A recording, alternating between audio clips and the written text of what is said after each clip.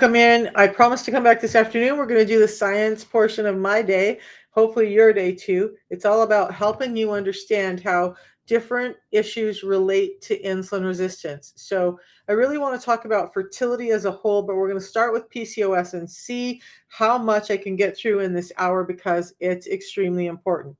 So, if you know someone who's having fertility issues, whether they're man or woman, share this out with them. They might find this information interesting. And as I was creating this today, I'm thinking of myself and so many other people, men that I know, other family members that I know that have suffered with infertility and not gotten this information. So they never really got the help they needed. And that's what it's about, right? I'm going to tell you at the end of this live, we're going to talk about the natural solution that's helped me, help with me with my hormones and my I don't have fertility issues anymore. I'm postmenopausal, but it certainly has helped me postmenopausal. But as I read through this and as I developed this talk today, I thought about myself as a young woman and going through life and how much this information could have been helpful to me had I gotten any of it earlier. So let's dive in.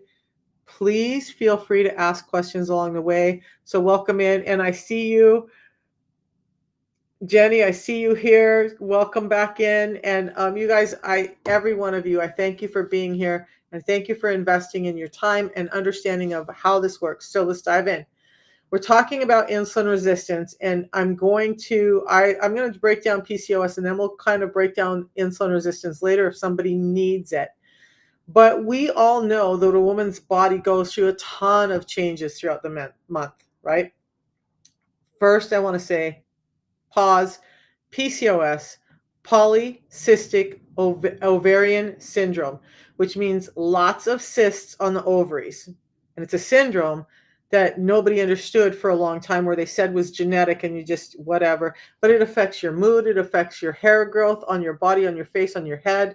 It affects your weight. So we're going to go over how that's happening and why it's now linked to insulin resistance as the driver, because that's the truth. Is it solely genetic? No. What happens to you when you have insulin resistance is damaging your body throughout. And insulin, let's start with this. Insulin is a hormone, and it's a primary hormone. So it kind of is like the conductor telling the other hormones what to do. Just hold that in your brain at first, okay? So if you have insulin resistance, if you have a body that's got too much insulin in it, that insulin is going to start directing your estrogens, your testosterone, your leptin, your ghrelin, your cortisol, luteinizing hormone, follicle stimulating hormone, and so many others. And this is where the problem really starts. Does it require you to have all kinds of pills or shots to fix it? No, it doesn't. What you need to understand is why we're getting there. But let's talk about how insulin, which is derived from our poor food environment, is messing with your hormones. Okay, so let me get to my notes so we can start talking about it, because we all know, I started to say, we all know that women's bodies go through changes throughout the month. We have portions of the month where our estrogen is higher, our testosterone is higher. Women's hormones fluctuate throughout the month way more than men's do, and we're made that way by design. And most of this is happening in our ovaries, and that's a reproductive issue. So polycystic ovarian syndrome not only creates this problem with the hair on your face, losing hair on your head, aggression, overweight, it affects how your ovaries are working and when your menstrual cycle happens. And for many women with PCOS, that means instead of a 4-week cycle, it's maybe lengthened out to 6 or 8 weeks, and the periods are long and painful. And it's a problem. It's a problem nobody wants to have. And if you have PCOS, I'm there with you. I had it too, and nobody told me why. If I can get through this part, we're going to dive into a little bit about how insulin resistance affects pregnancy. So let's dive in. So did you know that insulin the hormone often associated with diabetes, or most often associated with diabetes, is playing this bigger role in PCOS. How many of you guys actually knew that? And it affects you from whether you're ovulating on time and even to how much breast milk you can make or whether you can even breastfeed your child. And I'll talk about why that's important later and why that makes more of a problem. So it's starting when I'm having problems over here. Starting when insulin is impeding actions in your ovaries. Now, how does it do that? And why do I even say that? In your ovaries, ladies, there is a portion of that produces a chemical called aromatase. And aromatase tells us when and how to produce estrogen. And that's, let me slow down. Estrogens or female hormones are first created in our body as androgens or male hormones. We all create androgens first, and then our body transfers them to estrogens. So, what's happening in PCOS is aromatase is not being produced at the proper level, and that aromatase is what's allowing testosterone or androgens to be converted into estrogens or female hormones. So if insulin is affecting the production of that aromatase, your body just can't do what it's supposed to. Now you're left with higher levels of testosterone and lower levels of estrogens. And what that means is your ovaries are not getting the cues they need to do the job at the right time in the body. So what that looks like is there's a tiny center in your brain during your cycle, ladies, called the hypothalamus that gets cued to produce two hormones: follicle stimulating hormone and luteinizing hormone. And they occur at different times during the month for you. So the follicle stimulating is when estrogens are low and your brain is saying, hey, we need to get eggs into this body because we need to prepare her to have a child. So now your body's releasing a small amount of eggs and they're growing and getting stronger to become ready to be fertilized. At some point, one of the eggs becomes dominant and says, hey, I'm ready. Sometimes I get it, there's more than one egg. When this happens, the body should be cueing the hypothalamus to create a luteinizing hormone. And what the luteinizing hormone does is it goes and cues all of the eggs that are imperfect, that are not good enough, to start dying off and go away. And that allows the one dominant egg to be ready for fertilization. In a normal body, this happens in a couple of weeks, right? And then your body starts preparing for the next phase. And so this one dominant egg is growing and the other eggs are dissipating and falling away and they're out of your ovaries and no problems happen. And then if you have intercourse at the right time, that egg gets fertilized and you create a baby. But again, with insulin resistance, insulin is stopping this process. So the estrogen levels never rise to where they're supposed to be during this phase. And that means you don't get the luteinizing hormone that you're supposed to get to tell those other eggs to go away.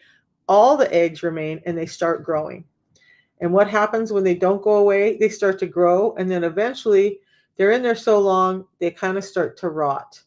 And when they start to rot, they fall into the linings of the ovary and they create cysts or pockets of infection. And that's the poly or many cysts in the ovaries of polycystic ovarian syndrome. But it all started with insulin's meddling with your normal hormonal flows. So if you're experiencing polycystic ovarian syndrome, it's likely that you have insulin resistance. In fact, it's most likely that you have insulin resistance. There's other clues in the body that tell you that that's true. So one of the best ways to overcome it is to understand that you've got to get your insulin levels down and start to become more normal with that portion of your health. And we've seen it happen. I talked this morning about some young ladies, one who was having long, lengthy periods, told she wasn't going to be able to have a child. And she started a protocol that helped her with her insulin, which we're going to talk about in a little bit. And within 3 months, not only did her periods normalize, but she was able to conceive a child when she was told that she was likely never going to conceive. And all she did was address her insulin levels. It wasn't through fertility pills or injections or through any other therapies. It was simply getting her insulin under control. That's how powerful it is and can be. So I see a comment over here on YouTube. Let me check that. Hey, Hossein. So are y'all with me right now? Are y'all with me in how insulin is messing with this aromatase and how that's impeding women's ability to produce the right amount of estrogens at the right time that helps her ovulate and have be ready to have fertility? Now, when that luteinizing hormone doesn't come out and those eggs continue to grow, then it just makes it much harder. Other things happen. It makes it much harder for you to have a child. Interestingly, I'm going to go into men's health a little bit. Interestingly, aromatase affects men also in a different way from a different place. Okay. So it's being predominantly produced in women's ovaries. Now, men's testicles actually convert some testosterone or androgens into estrogens as well. It's a balance, right? But at a very, very smaller amount than it happens for women. But what's happening with men, why we're seeing so many more men with erectile dysfunction, with low testosterone, with man boobs and love handles and all of that is this. Insulin starts creating this place where you store more fat. In men and a little bit in women, fat cells act like ovaries and they produce aromatase, converting testosterone into estrogens. So now a man who has way too much fat is going to be creating more estrogens than he should be. And that's going to reduce his level of testosterone, not because he's not producing enough, but because of too much of it is getting converted to estrogens because of the interference with insulin. Okay. Low testosterone, a lot of it can be tracked back to insulin resistance. And, as I was reading the research on this, one point got brought up, like why nothing changes so dramatically in genetics within one generation. And yet it's happened to us. We're seeing it all over the place with men having this issue of erectile dysfunction and low testosterone. So, if we really believe that genetics would have changed that quickly, that might explain it, right? But genetics didn't change that quickly. What did change that quickly was the way that we were told to eat, how often we were told to eat, the food we were given. Remember, the food pyramid was grains and then fruits and vegetables on the bottom, which is all carbohydrates. And the proteins and the fats were at the very tippy top. And as a result, we started seeing this lowered testosterone for men as they're putting on more fat. As far as erectile dysfunction, what's happening with men is I talked about how insulin resistance affects your high blood pressure, constricting your blood vessels and making it so that the inner lining of your blood vessels can't produce something called nitric oxide that allows them to open up and let blood flow. Well, it's not just affecting your heart, guys. It's affecting the area down there too. You cannot get blood flow because those vessels are blocked off.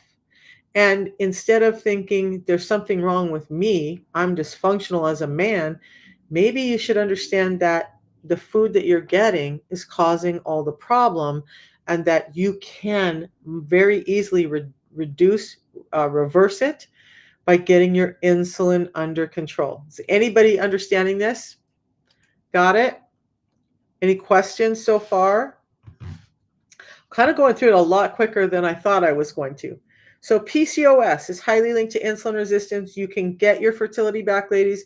You can have normal periods, which changes your skin health, your hair health, all of that by getting your insulin under control and understanding that too much insulin is causing the problem. Guys, erectile dysfunction and low testosterone is most linked to insulin resistance. It's not that you magically are producing less testosterone than men did 50 years ago. It's that our food changed so much that it's making you sick. Now, I hope some of you feel better because it really isn't your fault. It's the food you're being fed. So pay attention to that. Now, Let's talk a little bit about pregnancy. Can we? Do you guys want to talk about how insulin resistance affects a woman in pregnancy and why?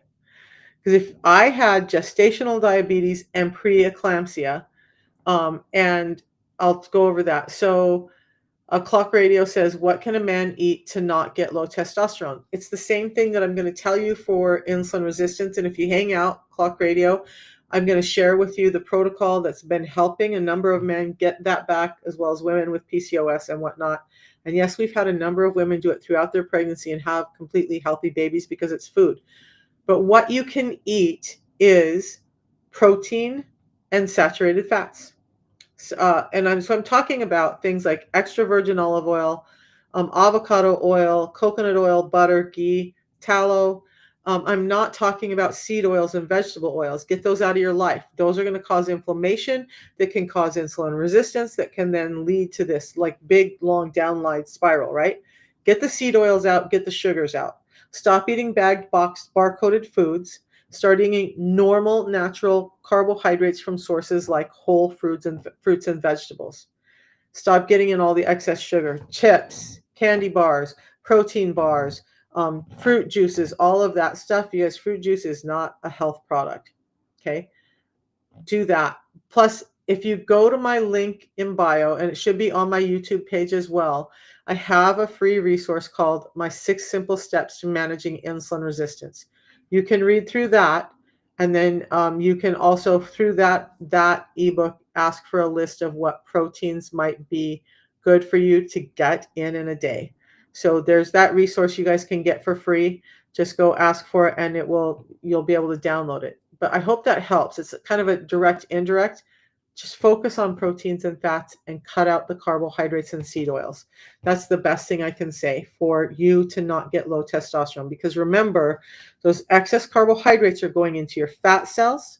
Your fat cells, excess fat cells, are acting like ovaries, creating this aromatase that's taking too much of your testosterone and converting it to estrogens. Okay?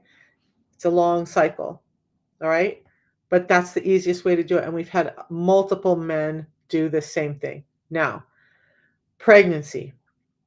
When a woman gets pregnant, she has elevated insulin levels. Her insulin levels automatically elevate. Now, if she started pregnancy with already elevated insulin levels from diabetes, this problem gets worse in pregnancy.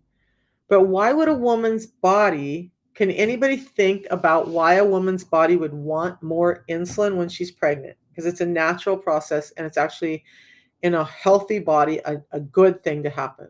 Does anybody have any guesses? I want to tell you this before you try and guess. Insulin is anabolic and it's making things grow. Why would a woman's body want more insulin? Well, when a woman is pregnant, she needs to put on more breast tissue in preparation to breastfeed. That's why women's breasts grow in pregnancy, because she's now got to be able to feed a child, right? A woman has to grow a placenta that needs to be there to grow a baby. So she's got breast tissue to grow, she's got a placenta to grow, she's got a baby to grow. So this excess insulin is trying to get energy into the body so that all of these things can grow. But in an insulin resistant body, it starts to have problems. There is a factor called VEGF, and I would have to look it up again, but that factor allows blood flow to the placenta. Now, that's a good thing. We want that. We want this blood flow to the placenta to be able to feed the baby, to grow the placenta, to do all of that. And that's a normal thing for this VEGF to increase in a pregnant woman's body. But with insulin resistance, when insulin gets way too high, hey Jay friendly, yeah, I took a little break because life happened. But when insulin gets too high and they start to develop insulin resistance, gestational diabetes, what happens is the body inexplicably produces something else, a receptor for VEGF that then takes that factor away from being able to get to the placenta and increase blood flow, and it's utilizing it in other places that's not needed. So now We're not getting the placenta that's growing strong enough. We're not getting a baby that's growing strong enough. And we're having a dysfunction throughout the body. Now, insulin resistance also allows you to pack on fat.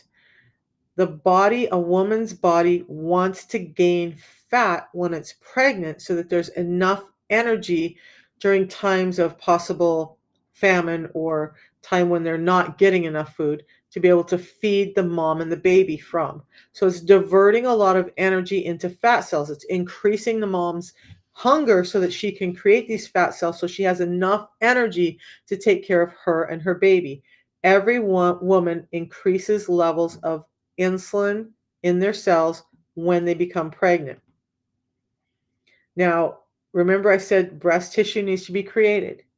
So if a woman is already insulin resistant and she gets pregnant, her breasts aren't going to grow in the way that they need to feed the baby. She's not going to be able to produce as much milk as she should. So when the baby is born, then it just is unable to feed.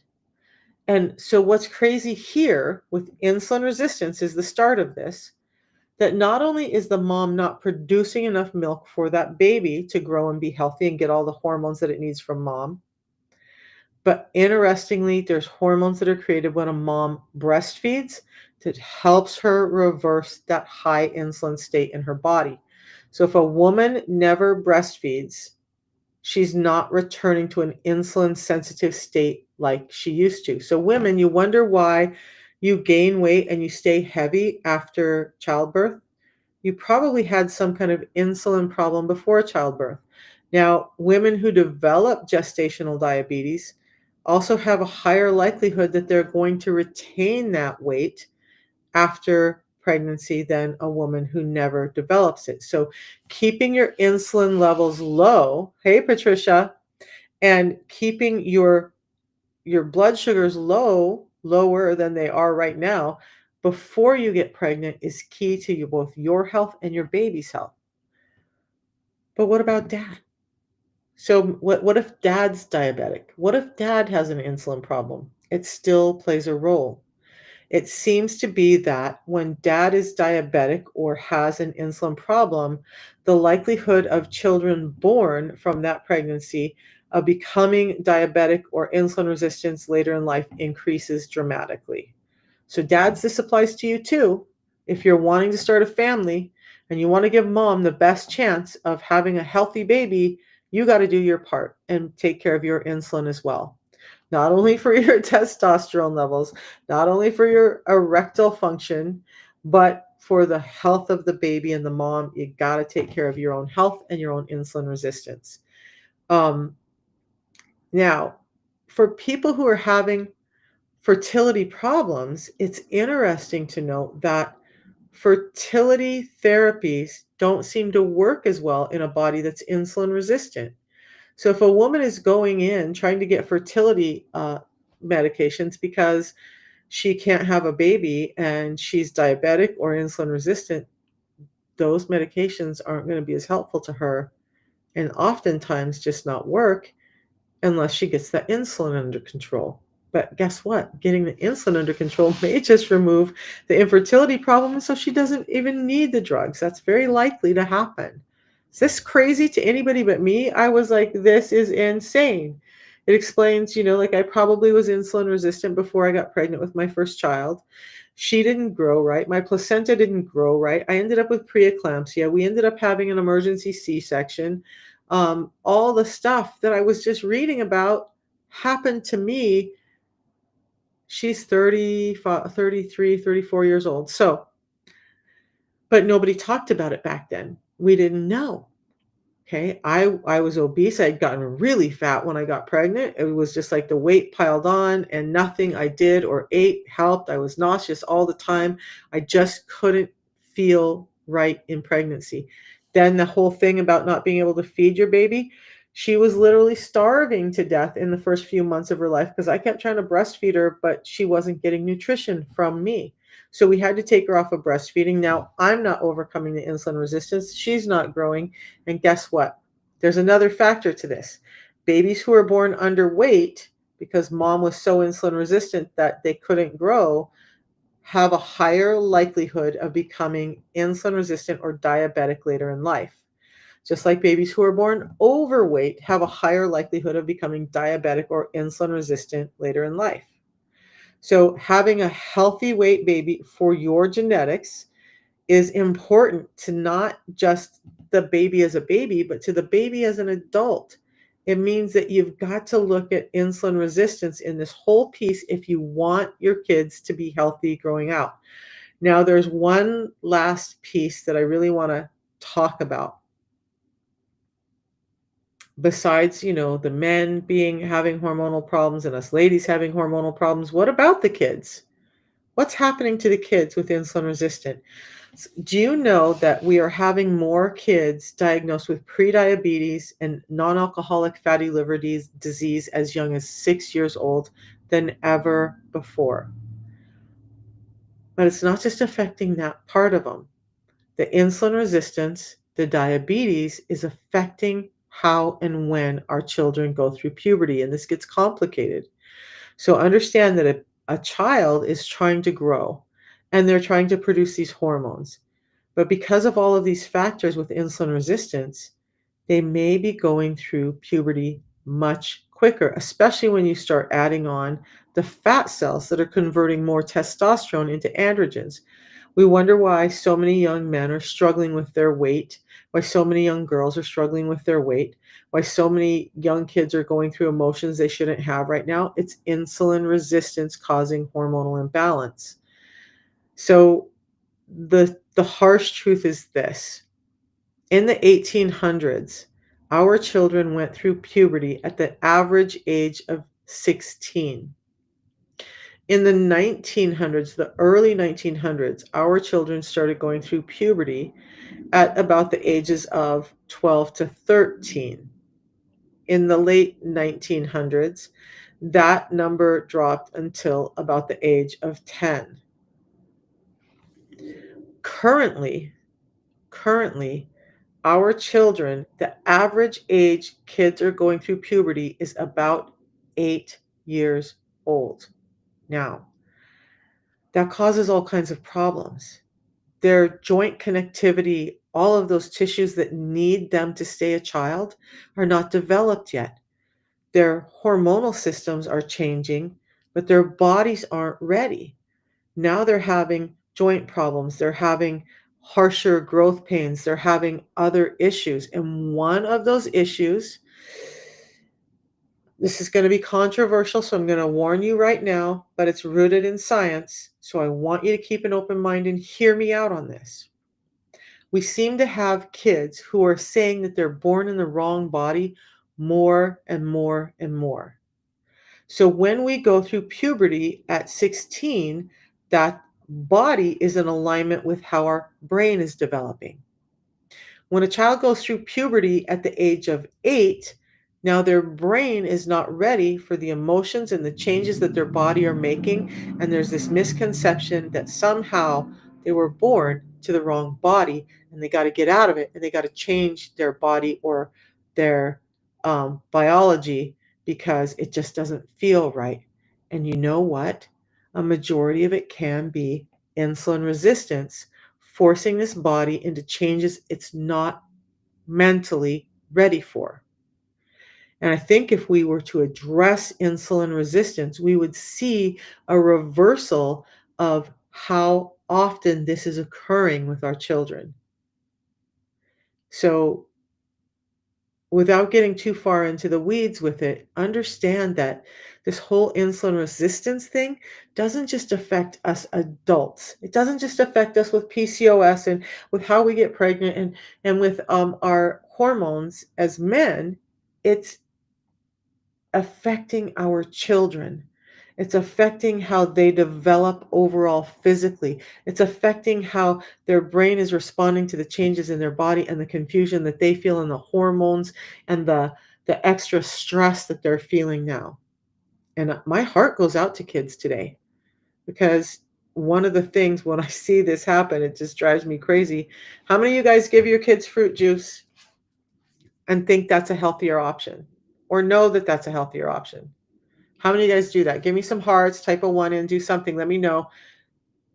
Is fruit juice been a staple of your house as a healthier drink for your kids? Yeah, Jay friendly. I used to too. When my kids were in high school, you'll hear my son talk about this. There was no junk food in our house. There wasn't fruit, there wasn't soda, there wasn't chips, there wasn't all that stuff. I had fruit juice. I had grapefruit juice, I had cranberry juice, I had grape juice, I had orange juice. We had all the juices in the house because I thought, according to what I was told, that that was the healthier option. Now, fruit juices can have a lot of vitamins and minerals in them. That part can be healthy. But you know what else it's high in? Fructose. What happens in a small child's body when we're giving it all of this fruit all the time in absence of fiber and protein is it's putting a load on their liver, which is causing non-alcoholic fatty liver disease, which is worsening insulin resistance, and as well as all of the other hormones of cortisol and the fight or flight. You'll wonder why kids are crabby and aggressive.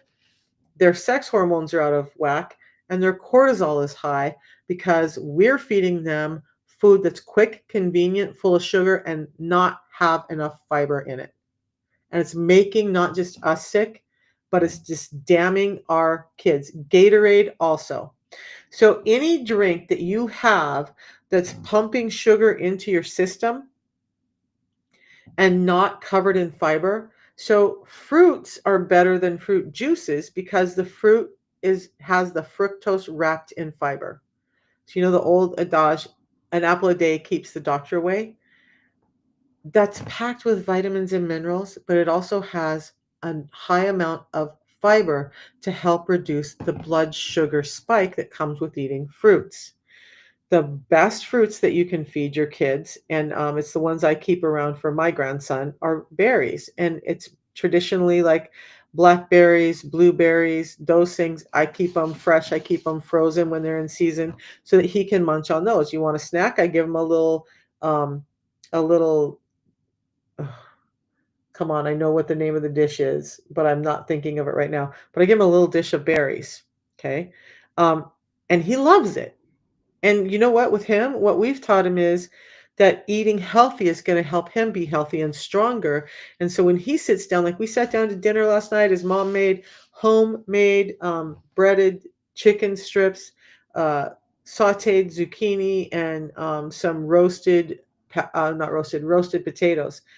That little boy literally sat down at his plate and said, "Yum, chicken." And he ate all of his zucchini, and he's very conscientious when he's at my house to ask for it. He likes grapes too, so I give him those. Those are all right too, but higher fiber ones are going to be your berries and or pears. But it's how we teach our kids to eat that they learn what they crave. Okay? If we're not teaching them to crave the right things for the right reasons, they're learning that, hey, this candy bar, this burger from McDonald's, and he likes McDonald's burgers too. We're not perfect. That's what they're going to feed themselves on, and it's going to make their poor little bodies more defunct than ever. Our genetics have not changed so much in this last 50 years that kids should be having non-alcoholic fatty liver disease, and yet here we are. Kids should not be going through puberty at 8 years old, but here we are. Women should not be suffering with PCOS at the rates they're suffering with it, but here we are. So if our genetics didn't change, what changed was our foods. Now, our foods are 40% to 70% less dense in nutrients than they used to be. Even the ones that you buy in the raw organic portion. I cannot remember what food it was, but there's one specifically, and it may be have been beets, but is less dense by about 70% in many of the nutrients that we found beneficial than they used to be because we're not rotating crops, we're not fertilizing in the way we used to, we're using glyphosates to grow our foods. And so not only are they less dense in nutrients, they're getting these toxins called glyphosates or Roundup on our foods. And they've stripped fiber out. Why would they strip fiber out of our fruits and vegetables? Well, there's a lot of thought on that, right? But when we look at our foods, they were smaller, they were denser, they were crunchier, they were more bitter, they weren't as palatable as they are today. And why?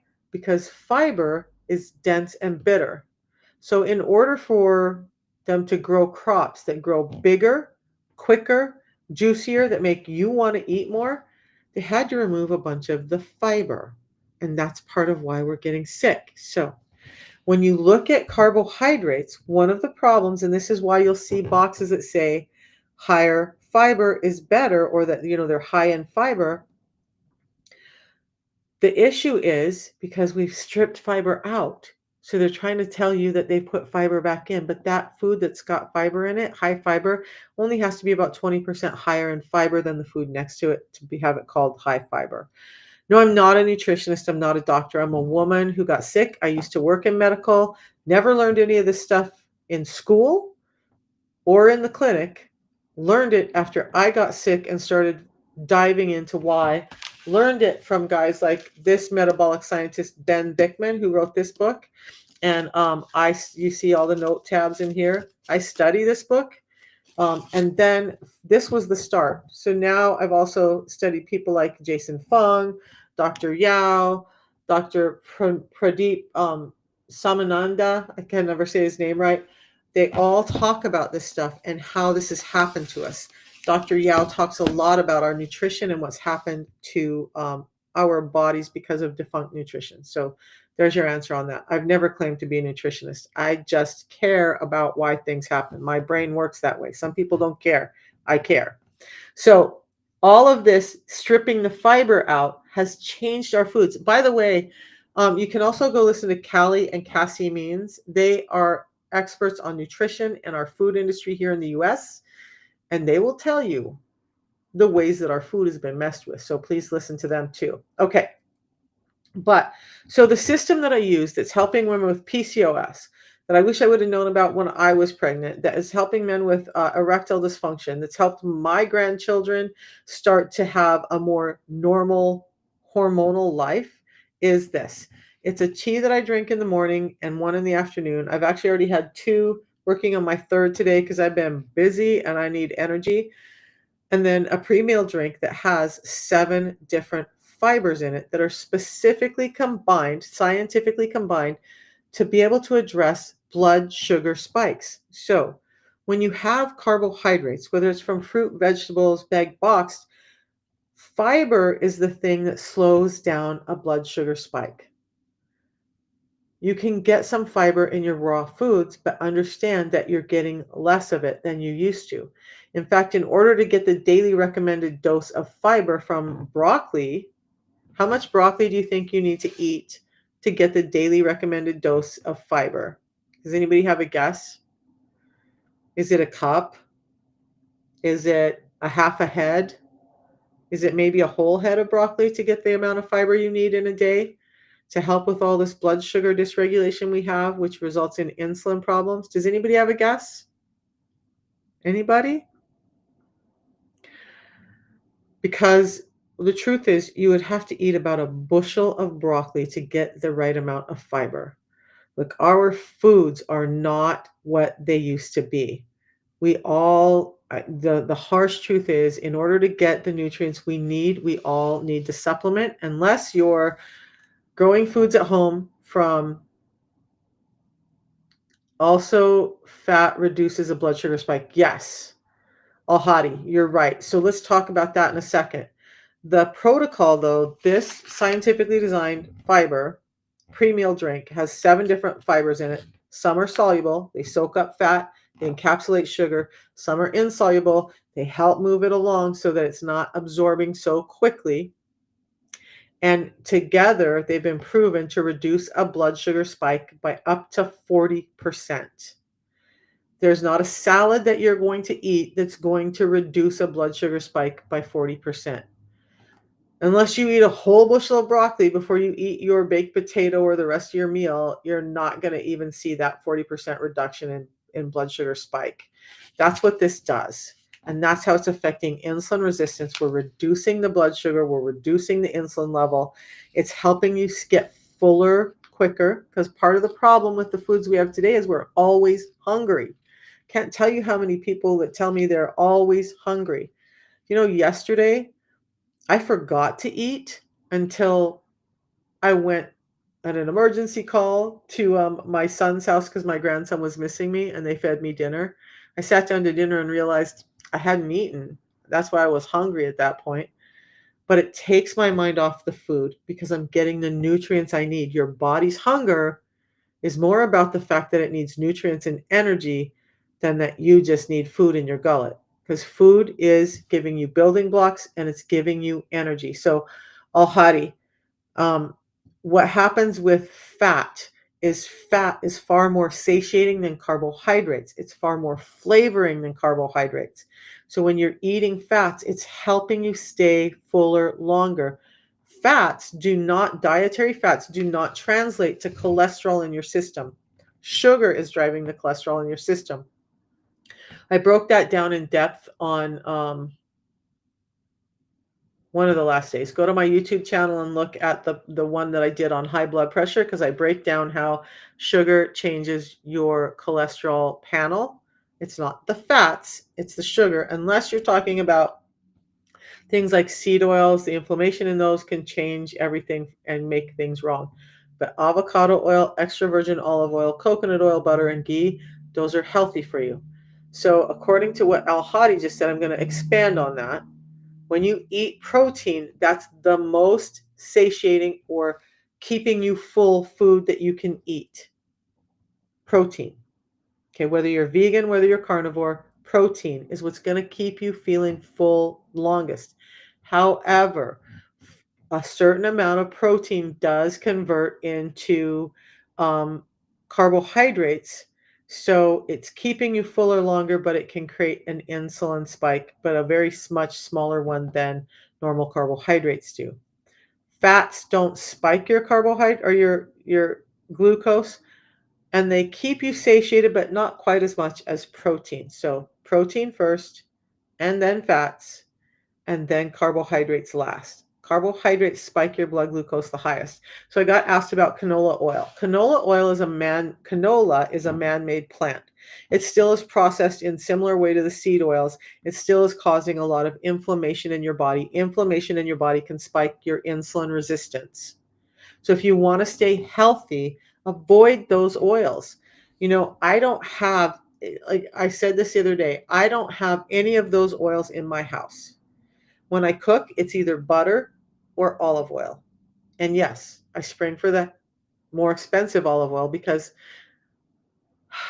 spoiler alert, a lot of the olive oil that you see on the shelf, especially the ones in the light bottles, the plastic bottles, those are just seed oils with some olive oil added in so they can market to you as a healthier oil.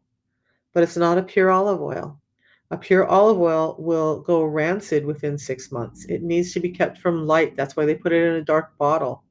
So stop buying olive oil in the light or the light olive oil, which is what I used to do because it's not truly olive oil. It's a lot of the same inflammatory creating oils that some of the seed oils and whatnot are. Okay. So protein, fats, carbohydrates. Now, I want to talk about that real quick. Why this? We want to always think about protein needs to be accompanied by fats. So stop buying low fat beef, low fat this, low fat that. That's a big fallacy sold to us after Ansel Keys said that fat was a bad thing. And by the way, another spoiler alert, there was never scientific data behind what he said. People just grabbed it and ran with it. Okay. Why would they run with it? Fats keep you satiated. You don't eat as much food when you're having protein and fats. So if they take fats out that are flavoring your food, what do they got to put in? They put in things like sugar to flavor your food. Now, sugar feeds a negative gut microbiome. Sugar keeps you hungry. Sugar keeps you buying more food. So you're going to go buy the chips and the candy bars and the soda pops and the protein bars and all the stuff because you're hungry all the time. So they took fat away because it was keeping us satiated, and they put sugar in because it keeps us hungry. But protein and fats always go together. And why? Protein has building blocks. That's building your muscle. And stop thinking about muscle as just your arms and legs. Your heart, your liver, your kidneys, your intestines, they're all muscle. You need those nutrients to have healthy organs. But those muscle tissues are surrounded by a membrane. That membrane is built up of fat. If you're not getting in enough fat, you're not building healthy membrane to contain the muscle that you're growing, and it can break through and become brittle and have other problems like rhabdomyolysis, okay? Especially when you're using things like creatine. How many athletes are using creatine to get their muscles bigger, and then they're eating everything low fat, and then all of a sudden their muscles burst through this membrane and they're like, "Why? Why did that happen?" Because you were eating carbohydrates. You're not getting enough fiber. You're eating in a high amount of protein, but you're not getting in fats. Keto does not have to be the solution, okay? For some people it is, but I don't think everybody has to eat keto. We'll talk about what you can do, okay? I'm not a doctor. I'm just a real world woman who suffered, got better, learned a lot along the way over the last 4 years of getting my health back. And at one point, I was a world champion athlete. Now, I had to stop lifting because insulin resistance was eating up my joints. Um, and at one point, I had a knee that was so bad that the doctor told me if I squatted wrong or deadlifted wrong one time, I would lose that entire left leg. And so I had to stop lifting, but not before I won 4 world championships and set 15 world records. Along that, I was doing keto. All those years I was lifting as a power lifter, I was doing keto. The high amount of exercise I was doing and the bit of keto I was doing were helping me from going full blown into diabetes, but I still had insulin resistance. Okay. Thank you, Jay. So here's the thing: protein and fats, right? I explained why fats, carbohydrates, and fiber. Anytime you have carbohydrates, you should be having increased fiber. Fiber is the thing that encapsulates the carbohydrates and slows down the amount of sugar or glucose that gets into your system. Is it going to make you energy deficient? No, it's not. But it's not going to allow you to have a blood sugar spike that spikes your insulin and starts this whole array of problems.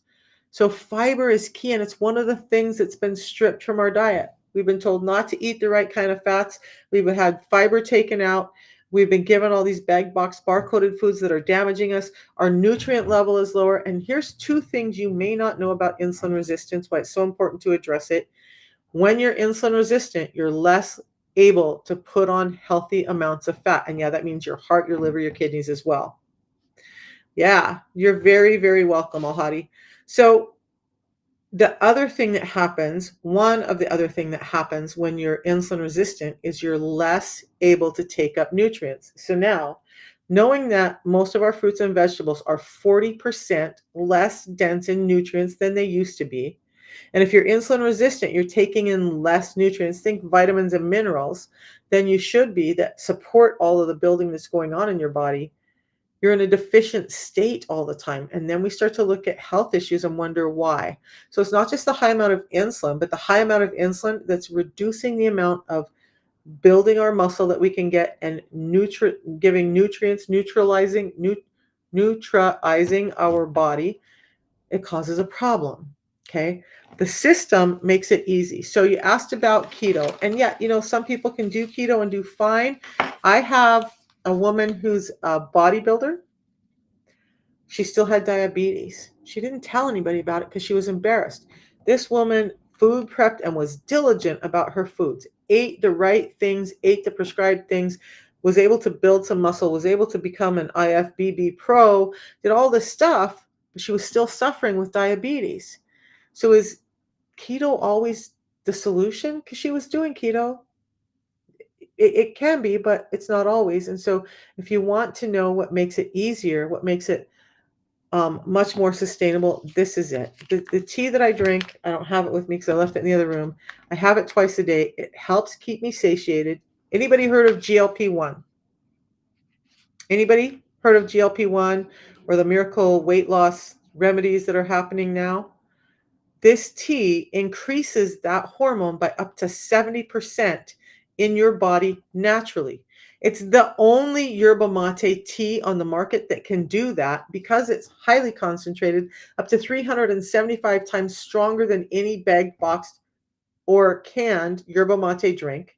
It's been purified so that PAHs, pesticides, toxins like plastics and stuff have been removed. Now you're getting real nutrients. Plus, this tea, all those nutrients that I've been talking about, this tea contains every nutrient needed to sustain the human body. So now you're getting stuff that's giving you mental energy, it's giving you clarity, it's helping you not crave all the crap all the time. It's actually allowing nutrients into your body. It's helping you create human growth hormone. It's helping you create ketones in a fasted state. Yes, I drink it when I'm fasted and I do well. My ketone levels actually go up. But it also is helping with insulin sensitivity and keeping my blood sugar levels down and normalized. And if you're insulin resistant, your body doesn't know how to deal with sugars in the beginning. So your ketones are going to go, maybe they are hard to kick up. And then when they do, they go way out of control and then they drop back because your body doesn't know how to switch yet. The second piece of it, the multi-fiber drink, you guys, this is a synergistic system. It works together. The second piece helps reduce those blood sugar spikes, helps keep you fuller longer when you eat. It can be active in your body for 4 to 5 hours after you drink it. If you guys want the system, it's in my profile link. Just go to my profile, tap on the link right under the red lights, and you'll get there. Okay, so, and that's important to me, you guys. I spend all this time educating you. Please honor me back by allowing me to serve you. Okay, so don't go. And by the way, I haven't said this in a long, long, long, long time. You guys, the people who are going and buying it on Amazon, one thing, two things, three things, you're paying more for it than you should. I've heard people paying $100 or more a month for it than they should.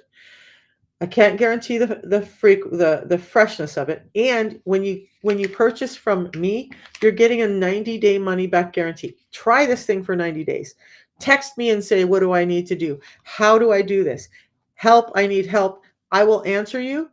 Do it for 90 days. And if it's not giving you what you need, you get your money back.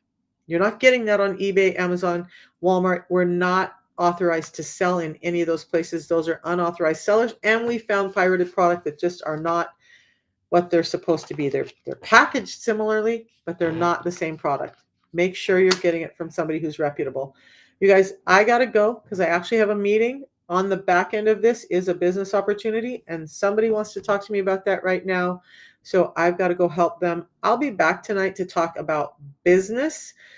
If you're interested in that, in how you can make extra income, replace your income, change your life, help your family, please join me tonight. And let's help you not only get your health back, but help your wealth as well and help others along the way. Thanks, you guys, for spending time with me. I'll be back tonight at 11 p.m. I'll be back in the morning around 10 a.m. We'll see you all then. Have a good day, you guys. Thank you all for joining, by the way. Appreciate you, everyone.